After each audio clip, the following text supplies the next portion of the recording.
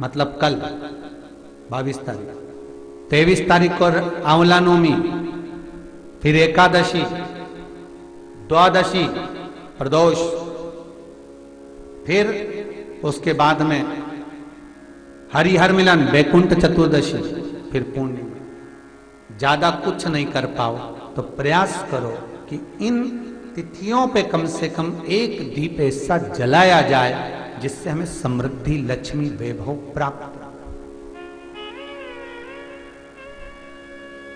घर में भी जो दिए रखे जाते हैं, आपको पहले भी कथा में कहा, विष्णु पुराण मंगरूल पीर हमारे चैनल पर डली हुई है। अगर नहीं सुनी हो तो एक बार विष्णु पुराण निकालना, आपको आ जाएगी, उसको सर्च कर कर सुनना। मंगरूल पीर महाराष्ट्र अमरावती की विष्णु पुराण की कथा आप श्रवण करेंगे तो उसमें वर्णन किया था कि घर में जो दिया होता है वो दीपक भी कोई साधारण नहीं होता, उस दीपक की भी महत्वता है, उस दीपक का भी वर्णन है महाराज।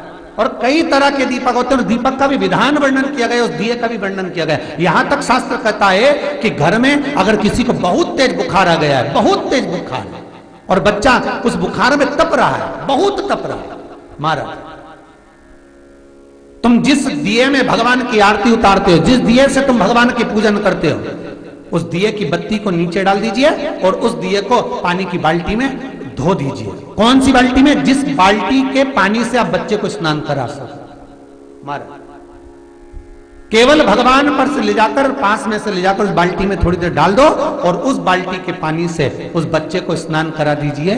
15 से 20 मिनट, आधा घंटा लगेगा, बच्चे का बुखार पूरा उतर जाएगा। इतना विधान है दीप का। दिया कोई साधारण नहीं होता, दीप कोई साधारण नहीं होता। पशुपति व्रत शिव महापुराण में हम बताते हैं, कई बार आपको वर्णन किया कि पशुपति व्रत जब करो तो 6 दिए मंदिर में लेकर जाओ शंकर जी के, 5 दिए शंकर जी के सामने लगाओ, 1 दिया घर पर आओ तो घर के राइट भाग में जब प्रवेश करो तो सीधे हिस्से में घर के दरवाजे पर लगाओ, तब अंदर प्रवेश करो। क्यों कहते हैं? क्योंकि उस दीप का महत्व होता है। दिए भी अलग अलग होते हैं। पहला दिया होता है पणाती दिया।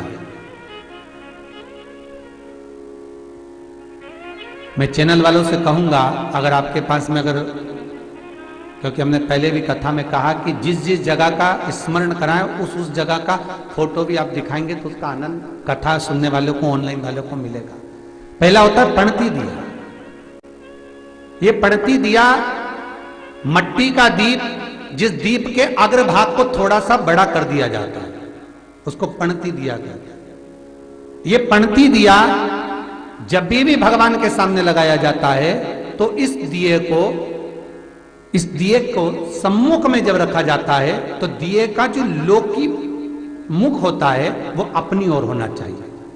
महाराज पणती दिए की जो लो है, बाती है, उसका मुख अपनी ओर होना चाहिए। विष्णु पुराण कहती है अगर इस दिए की बाती भगवान की ओर रहती है तो हमें तपन की अनुभूति होती है, पर इस दिए की बाती जब हमारी ओर होती है तो हमारे शरीर में कोई बड़ी बीमारी आने वाली होती है तो वो कट जाती है। हमारा पणती विष्णु पुराण में दूसरा दीप कहा गया है निरांजन दीप। विष्णु पुराण में दूसरे दीप का वर्णन निरंजन दीप। जिस निरंजन दीप में महाराज आपने देखा होगा डमरू जैसी आकृति होती है। अगर चैनल पे कथा देख रहे होगे तो इनके पास में अगर होगा तो अवश्य दिखाएंगे। निरंजन, इस निरंजन दीप में डमरू की आकृति होती है, रखने का भाग और ऊपर का भाग इस तरह से, और ऊपर उसमें दिए लगाए के लिए बाती का स्थान रहता है। किसी किसी में 5 कंगूरे होते हैं, किसी किसी में 6 कंगूरे होते हैं। इसको निरंजन दीप कहते हैं। महाराज विष्णु पुराण के 5वें अंश में लिखा गया निरंजन दीप भगवान के सम्मुख में राइट भाग में लगाया जाता है। भगवान का जो स्थान होता है, भगवान का जो मंदिर होता है, तो भगवान का राइट, आपका होगा लेफ्ट, क्योंकि आप भगवान के सामने बैठोगे तो भगवान का राइट, आपका लेफ्ट। तो आप जब लगाएंगे तो आप लेफ्ट में लगाएंगे, आपका लेफ्ट होगा और भगवान का वो भाग राइट कहलाएगा। तो भगवान के सीधे हाथ की ओर लगता है। माना निरंजन। निरंजन दीप कभी भी तेल का नहीं लगता मानो, निरंजन दीप कभी भी तेल का नहीं लगेगा।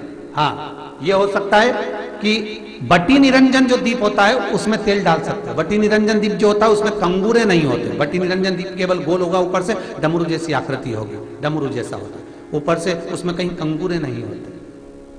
महाराज अगर आप चैनल पे देख रहे होंगे तो बटी निरंजन दीप का भी वर्णन आपको दिखाया जा रहा होगा। बटी निरंजन जो दीप होता है वो केवल डमरू की आकृति में होता है, उसमें कोई कंगूरे नहीं होते।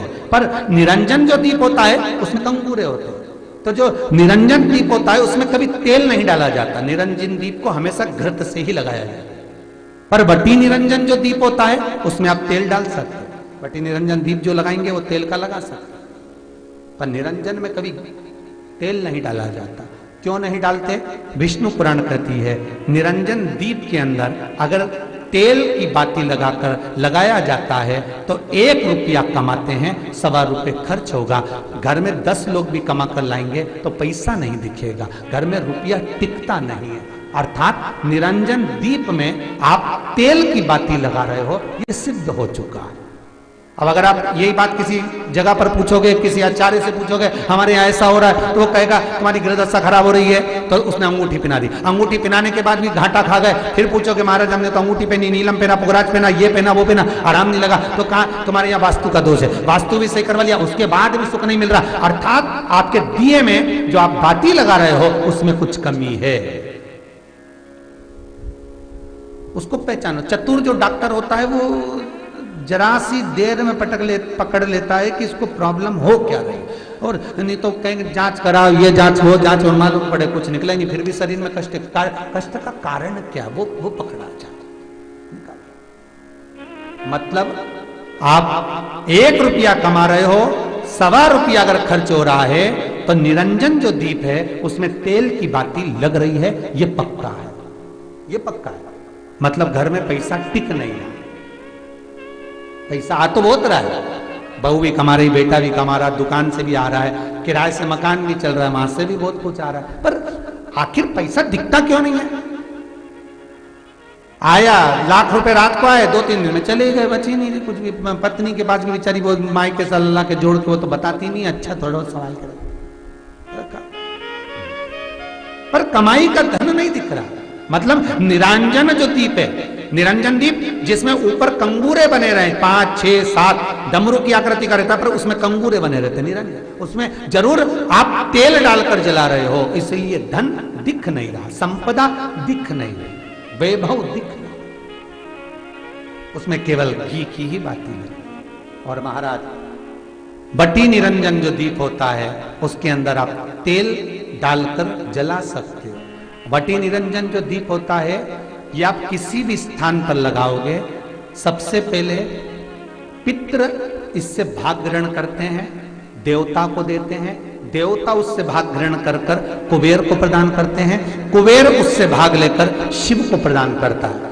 भगवान शंकर बटु भैरव को कहकर घर का उद्धार करते हैं, इसीलिए उसको कहते बटी निरंजन। इसमें कंगूरे नहीं होते महाराज। बटी एक कुबेर निरंजन भी होता है, दिए में स्टैंड होता है, पकड़ने की जगह होती है, आगे उसमें चोंच लगी रहती है, उसको कुबेर निरंजन दीप कहते हैं। कुबेर निरंजन दीप महाराज जब भी जलाया जाता है, इस तरह का दिया अगर किसी के घर में हो कुबेर निरंजन, जिसमें स्टैंड होता है, ऊपर होता है, थोड़ा लंबा होता है, आगे लंबाई निकली रहती है। कुबेर निरंजन टीवी पर आप दर्शन कर रहे होंगे, तो कुबेर निरंजन जो दीप होता है उसमें आगे भाग लंबा रहता है और पकड़ने का स्थान होता है। तो कुबेर निरंजन दीप घी का लगाओ चाहे तेल का लगाओ, उसमें लौंग या काली मिर्च, काली तिल या चावल, पूजन वाली जगह में जो चावल रखे उसका 2 दाना चावल का या फूल की पत्ती, कुछ भी उस कुबेर निरंजन दीप में डालना जरूरी होता है, जिससे हमारे घर में भंडार सदा भरा रहे। अगर कुबेर निरंजन दीप खाली जलता है, आपने कई जगह मंदिरों में देखा होगा, कुबेर निरंजन दीप डालते हैं तो उसमें थोड़ा 2 दाने चावल के डाल देते हैं, कुछ नहीं डालता तो एक सिक्का पटक देते हैं, एक का कलदार पटक देगा, कोई चवन्नी पटक देगा, कोई 5 पैसे पटक, पर पटकेगा। कुबेर निरंजन दीप खाली नहीं, समृद्धि देगा। महाराज आनंद की अनुभूति कराएगा, सुख को देंगे। मट्टी के जो गोल दिए होते हैं, माटी के, महाराज इन गोल दिए का जो प्रमाण हमारे यहाँ शास्त्र कहता है, ये चहो दिशा को सुख प्रदान करने वाले हैं। इसकी बात ही आप कहीं पर भी लगा सकते हैं, किसी भी स्थान। आटे का जो दिया बनाते हो घर के अंदर, कभी आपने पूजन करी होगी तो आटे के दिया बनाओगे। अभी आप बैकुंठ आते हैं, कार्तिक पूर्णिमा के दिन विसर्जन करने जाओगे, घाट पर लगाने जाओगे आटे का दिया, तो आटे का जो दिया लगाते हैं, इसकी बाती हमेशा याद रखो कि अगर 4 दिए लगा रहे हो तो चारों दिशा में बाती होना चाहिए उसकी, मतलब बाती एक ही रखो पर 4 दिए को 4 दिशा की ओर निर्मित कर रख दीजिए, उसका मुख उधर। आटे के दिए में कभी भी चोंच नहीं बनाना चाहिए, अर्थात बत्ती रखने की जो चोंच होती है आटे के दिए में कभी नहीं बनाना, बिल्कुल गोल बनाना चाहिए और उसको फिर विसर्जन की ओर आप लेकर जाओ या देवता की ओर लगाओ, जहां लगाना है, पर उसमें चोंच नहीं होना चाहिए। जिस आटे के दिए में चोंच बन जाती है उसको बलि का भाग ग्रहण करने वाले देव उसको प्राप्त कर लेते हैं, तो उसका पुण्य हमारे खाते में नहीं आता। इसलिए आटे का दिया जब भी लगाएं संपूर्ण गोल लगाएं। तो महाराज